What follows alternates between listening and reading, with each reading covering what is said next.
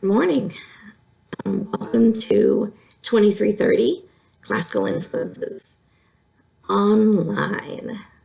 So I really wish that we could be all together in the classroom.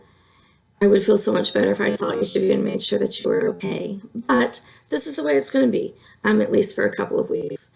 So we're going to get through it. We're going to make the best of it.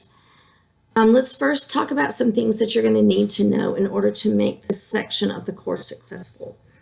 The first thing that you're going to need to know is make sure that you check those due dates in your module. You notice that I made the module your home page. Look there and you should see something going on just about every day.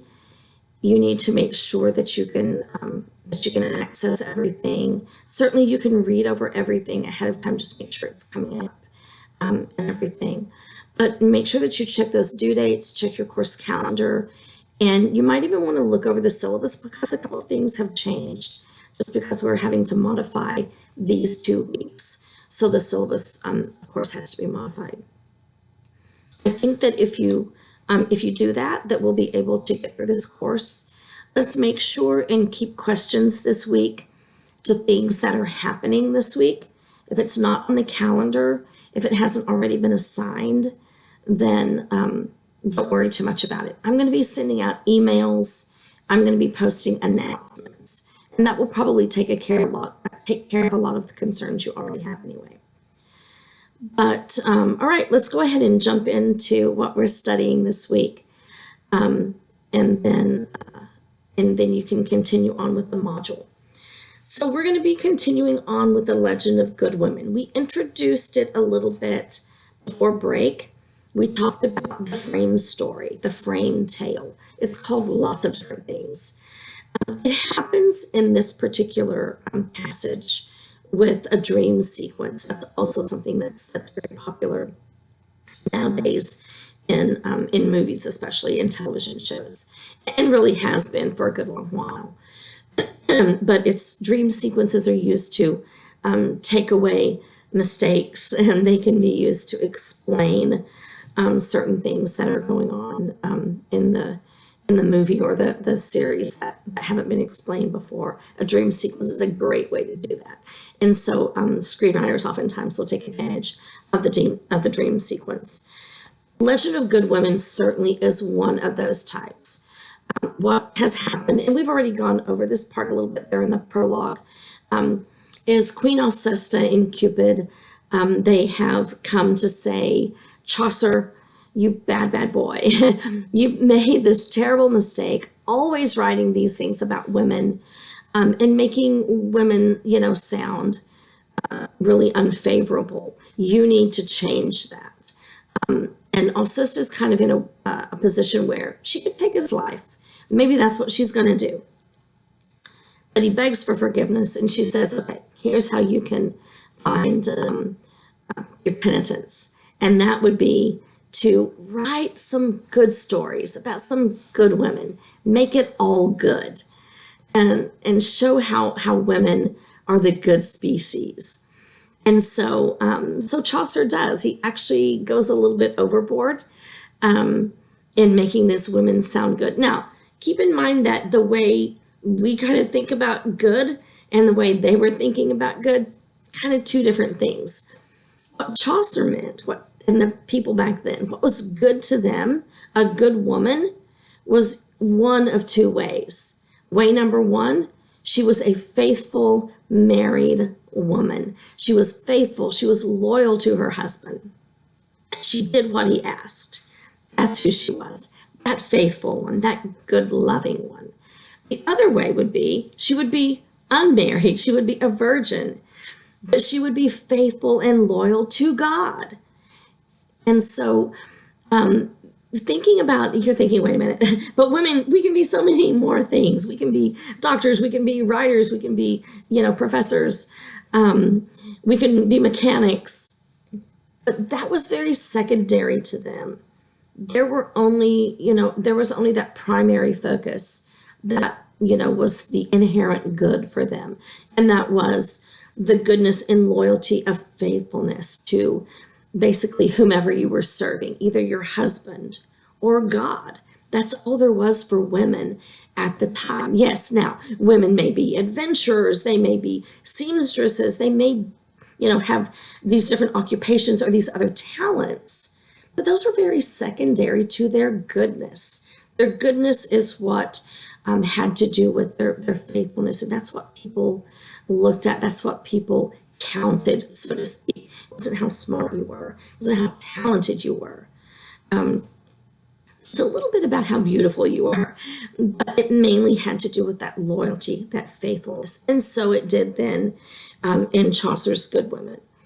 One of the things that you're going to find when you read through this is that the women, these good women, are very emotionally driven. Now, men were more driven by ambition or by greed or by some other manly emotion. It wasn't the emotion that you think of with women, that tender emotion that then would make them loyal, that would make them very faithful to one man. Men, that just wasn't a way of life back then. That's not how they were.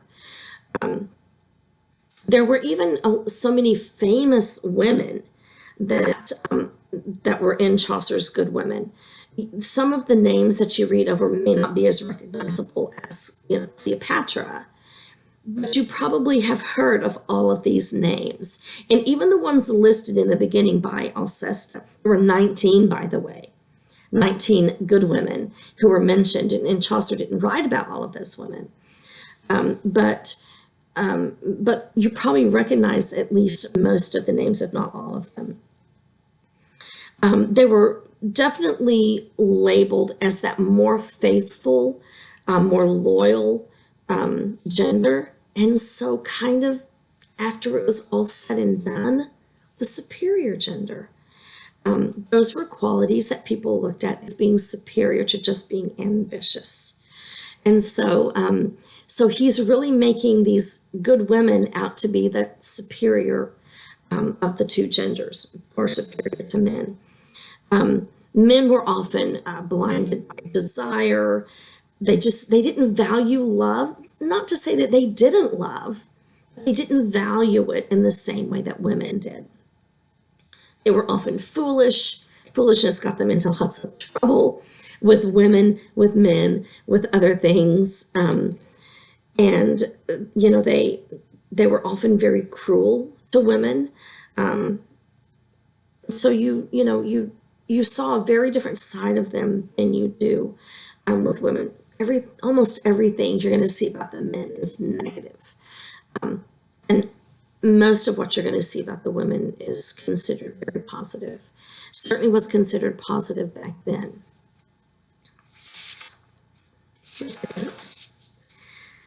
One of the other kind of overriding themes that you're going to see as you're reading through this is that juxtaposition with truth and love. Which do you think was more important? Well, it was love. Even if a woman was loving someone and it was clear that it wasn't true love, this wasn't the guy for her, it was still valued above truth. It just mattered at the time that she thought it was her true love. And so then to be, branded by the man as just using her, she's just my for now kind of gal. And then, he goes off and marries someone else. People look at the woman and they say, well, but she had it right, because for her it was true love. For her it was real, and that's what's most important. As outsiders, we can look and see it wasn't true, but that just doesn't even matter. The poem itself, and by the way, this is another one of those this long poems that Chaucer writes. It doesn't always look like a poem, but it is. It was his third longest. Like all of his long poems like this, you're going to see that prologue, which we read in class, or we went over in class. A lot of people think that, once again, like some of his others, that this was unfinished. Because after all, Alcesta did mention 19 good women in the beginning, but he didn't write about 19. He basically wrote about a few compared to the list that she gave. So some people think that he didn't finish. He either got bored and just moved on to something else, or for some reason he didn't feel qualified to continue to write about these tragic women, even though they were good women. But nonetheless, he did his best to make them uplifted. Men were always kind of like, oh, you terrible man. But the women, then, he always kind of put them up on a pedestal and made them up to be the superior of the two. And that's that overdoing it that Alcesta really wanted. And that's what got Chaucer, the narrator in this particular work, that's what got him his keeping him from being killed, getting him back on the queen's good side, so to speak. Because of that, you see those political kind of overtones to it, kind of playing the political game. The queen wants me to do this, so I'm going to do it to keep from being killed. It certainly also has religious overtones, religious connotations. You also more clearly see the gender inequality and how women were not valued in the same way that women showed value. And so as far as influences go, I think that if you look at religious, political, and the gender roles, you're going to be able to find a lot of influences. Certainly it influenced literature as well, or that sort of art, film, and television, with its frame story, with its dream sequence. And so, you're going to see all those different influences, societal influences, and literary influences as well. Be thinking about all of that and just general things as you read through The Legend of Good Women. Follow the module. That way you'll know which parts to read by when and what part you're going to be making comments on. Don't read the whole thing through and make comments on it at the first when you're only supposed to be reading half and making comments on that. So I trust you guys. You're going to do great. It'll be kind of easy on you the first couple of days. But really, it's as simple as looking at the module and following it and keeping up with those due dates. I know you can do it. We're going to get through this together, and I can't wait to see all of you again. Bye for now.